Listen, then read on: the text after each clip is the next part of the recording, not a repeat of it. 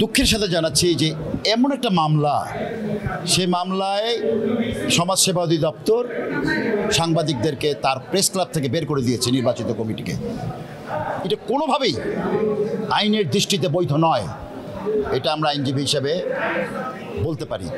কোনো রিসিভার নিয়োগ হয় নাই, প্রেস ক্লাবের এই অথরিটিকে কোনো চিঠি দেওয়া হয় নাই।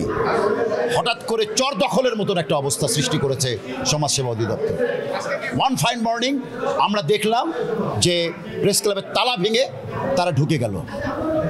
আজকে গণতান্ত্রিক এই পরিবেশে, যার জন্য আমরা রক্ত দিয়েছি কথা বলার জন্য, অধিকারের জন্যে, আমরা যেখানে আমাদের অধিকার এবং আমাদের স্বাধীনভাবে কথা বলার জন্য, স্বাধীনভাবে লেখার জন্য যে সমস্ত রক্ত দেয়া হলো, সেই রক্তের উপরে চরম কুটাঘাত করেছে এই সমাজসেবা অধিদপ্তর।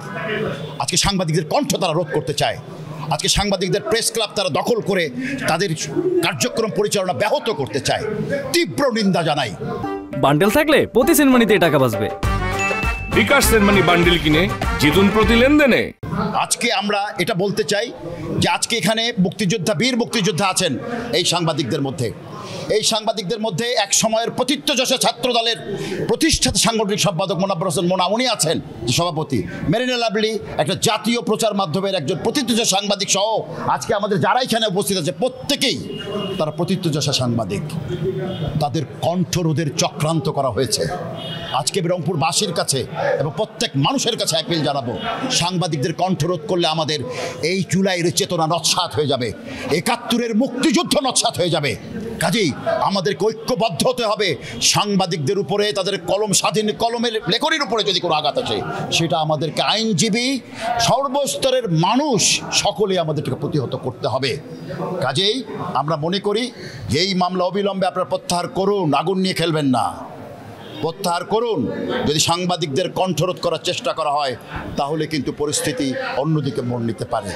আমরা খুবই শান্তিপ্রিয় মানুষ, আমরা আইনের প্রতি শ্রদ্ধাশীল বলে বারবার আদালতের সামনে আসছি।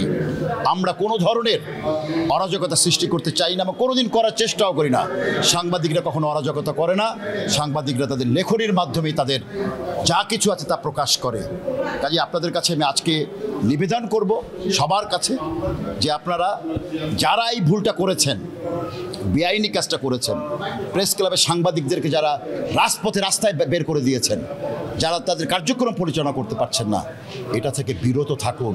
নাহলে ভবিষ্যতে এটা ব্যাড প্রেসিডেন্ট হিসাবে আপনার থেকে যাবে, এক্সাম্পল হিসেবে থেকে যাবে, যা আমাদের কারোর জন্যেই এবং জাতির জন্যে, দেশের জন্যে, সাংবাদিকতার জন্যে, মত প্রকাশের জন্যে কোনোভাবেই ঠিক হবে না।